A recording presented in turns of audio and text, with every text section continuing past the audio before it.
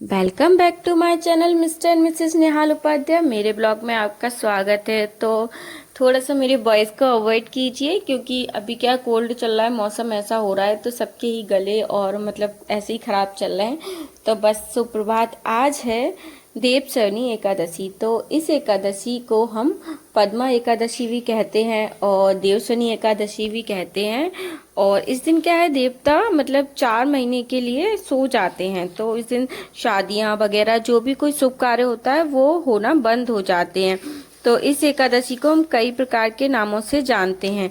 दूसरा ये क्या पड़ती है, ये आषाढ़ मास में पड़ती है। आषाढ़ मास के शुक्ल पक्ष में इस एकादशी को मनाया जाता है। और इस एकादशी की जो कथा का महत्व होता है वो मतलब 2 कथाओं से सम्मिलित है। एक तो इस व्रत को इसलिए रखा जाता है कि हमारे जो क्षेत्र देश में बहुत अच्छी बारिश हो और इसके लिए हम इसका पूजन पाठ बहुत अच्छे से मतलब करते हैं, जिससे इंद्र भगवान प्रसन्न हो और बहुत अच्छी बारिश मतलब हमारे क्षेत्र में करवाएं। क्योंकि हमारा जो देश है वो कृषि प्रधान देश है और हमारी सारी मतलब जो जनता है वो कृषि पर ही निर्भर है। क्योंकि व्यवसाय भी है और हमारे देश में मतलब अन्न वगैरह ये बहुत अच्छे लेवल पर होता है। तो जो यहाँ पे मतलब कि कृषि प्रधान देश कहा जाता है इसे, तो यहाँ बारिश की बहुत ज़्यादा ज़रूरत होती है। और इसके लिए हम एकादशी पर भगवान विष्णु से प्रार्थना करते हैं कि वे हमारे मतलब पृथ्वी पर बहुत अच्छी बारिश करवाएं, जिससे यहाँ के किसान और प्राणी वगैरह सबको पर्याप्त मात्रा में मतलब पानी मिल सके।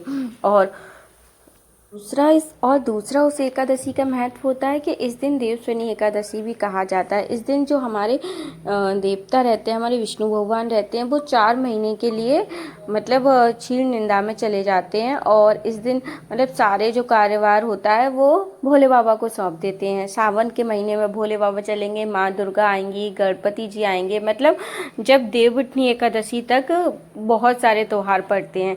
तो ऐसे ही हम देवशयनी एकादशी के व्रत की कथा कुछ इस प्रकार मतलब पढ़ रही थी। और ये बहुत बड़ी कथा थी। इसमें चतुर्मास भी चलने वाला है। तो इसमें बहुत ज़्यादा आप नियम कर सकते हैं, आप दान कर सकते हैं। हर दान का एक विशेष महत्व होता है।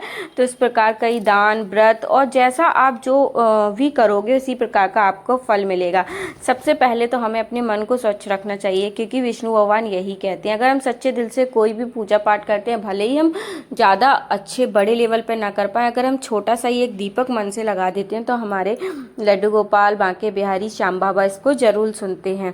तो बस इसी प्रकार हमारा जो देवशयनी एकादशी की कथा थी वो कुछ इस प्रकार थी, जो कथा मैंने कंप्लीट की। क्योंकि इसमें बहुत सारी चीज़ें लिखी थी कि इसका दान करने से, पंडित जी को देने से ये फल मिलता है, इस चीज़ का, स्वर्ण का, अन्न का, वस्त्रों का, मतलब अलग अलग प्रकार के अलग अलग दान इसमें लिखे हुए थे। और ये क्या होता है, जो चतुर्मास का आरंभ वो आज से स्टार्ट हो गया। ये मतलब 4 महीने तक ये नियम करना होता है और ये बहुत कठिन व्रत होता है। कुछ लोग इसको एक टाइम फरार पे करते हैं, कुछ खाने पे ही करते हैं। तो बस ऐसे करके मेरी एकादशी की जो कथा थी वो संपन्न हुई। और आज जो एकादशी के जो मतलब जिसका क्या बोलते हैं हम भोग लगाते हैं, उसमें जो भोग का होता है वो दाखें से दिया गया था। फलाहार मतलब सागार लिया जाता है इस दिन किशमिश का, और किशमिश का ही हमारे लड्डू गोपाल को भोग लगाया जाता है। बस मैंने इस प्रकार इनकी आरती की और भगवान से बहुत सारा आशीर्वाद लिया कि सभी लोग प्रसन्न हो और मतलब सबको सुख, जो जिसकी इच्छा हो सबको वही मिले। तो बस ऐसे ही पूजा पाठ करने के बाद अब आप देखिए मेरे ठाकुर जी का श्रृंगार। आज मैंने उन्हें पीले वस्त्र पहनाए थे, उसमें वो बहुत ही सुंदर लग रहे थे। तो बस मैं अपने लड्डू गोपाल और कान्हा जी की बलैया लेती हूँ और बस उनकी कृपा मुझ पर, मेरे परिवार पर इसी प्रकार बनी रहे। बस 2-3 भजन करने के बाद मैं आई किचन में, क्योंकि किचन के काम भी करने थे। आज का मेरा मनी प्लांट बहुत सूख रहा है, बारिश हो ही नहीं रही है। मतलब कि इतनी गर्मी हो रही है, उमस भरी, बहुत गंदी।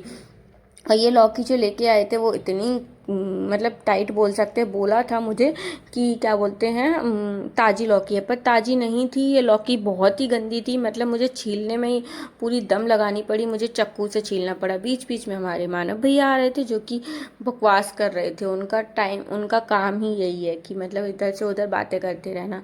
और बस उसके बाद मेरे उनके लेक्चर चालू हो गए। मैं उन्हें बड़ी बढ़िया पढ़ाई पे लेक्चर देने लगी, जिसको वो चुपचाप से सुन रहे थे। लेकिन असल तो होना ही नहीं है, उनको उस कान से सुनो उससे निकाल देते हैं।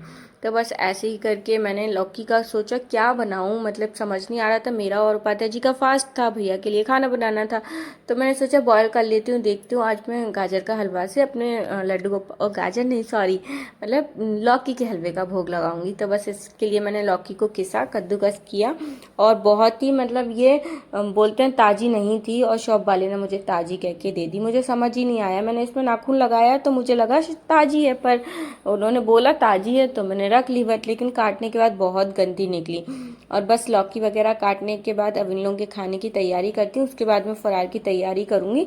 और मेरा तो सच बताऊँ चाय से ही हो जाता है, मुझे फरार जब तक उपाध्याय जी नहीं आएंगे मैं तब तक फलार नहीं बनाती हूँ। तो मेरी सिंक में जो थोड़े बहुत बर्तन डले होते हैं मैं उन्हें अच्छे मतलब जल्दी ही साफ़ करती हूँ। मैं ऐसा नहीं कि बहुत ज़्यादा सिंक भर जाए उसके बाद बर्तन साफ़ करो, दो हैं दो साफ़ कर दो, एक है एक साफ़ कर दो, मतलब मुझे सिंक खाली रखना ही बहुत अच्छा लगता है। तो बस इसके बाद मैंने आटा लगाया और फिर हमने जो हमारा अमृत होता है वो हमने बनाया।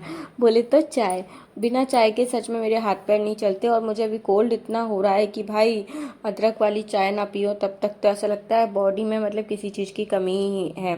तो बस उसके साथ साथ मैंने गाजर को, वो गाजर ही आ रहा है मेरे मुंह पे, लौकी को बॉयल होने रख दिया था कद्दूकस करके। तो बस उसके बाद मेरी चाय का कलर कुछ इस प्रकार था, बहुत अच्छे से बॉयल की मैंने, उसमें तुलसी पत्ते लौंग मतलब सब कुछ डाला जो कि अभी इस मौसम में कोल्ड के लिए उपयोगी है। उसके बाद मैंने आलू भी बॉईल करके रख दिए, क्योंकि मैं फलार की ज़्यादातर तैयारी कर ही देती हूँ, जब तक वो आते हैं तो फिर टाइम नहीं लगता, हाल फटाफट वो बन जाता है। तो बस आलू धो के मैंने बॉईल करने कुकर में रख दिए और आटा भी मेरा लग चुका था। बस इसके बाद अब मैं उनको खाना वाना बनाऊंगी, तो सबसे पहले मैं अपनी चाय पीऊँगी, शांति से बैठ के चाय पीऊँगी, उसके बाद ही देखती हूँ मुझे क्या करना है क्या नहीं। और बस आप मेरे ब्लॉग में इसी प्रकार सपोर्ट देते रहिए और मेरा जो मुझे मोटिवेट है वो करते रहिए। तो देखिए चाय कितनी मतलब अच्छी बनी हुई थी, शक्ल से बहुत अच्छी थी और टेस्ट से भी बहुत अच्छी थी। तो चलो सुकून से पीते हैं चाय, उसके बाद मिलते हैं नेक्स्ट ब्लॉग में। आज जो एकादशी है वो पूर्णिमा वाली है, तो शाम को श्याम बाबा की पूजा करनी है। मिलते हैं नेक्स्ट ब्लॉग में। Thanks for watching my new blog.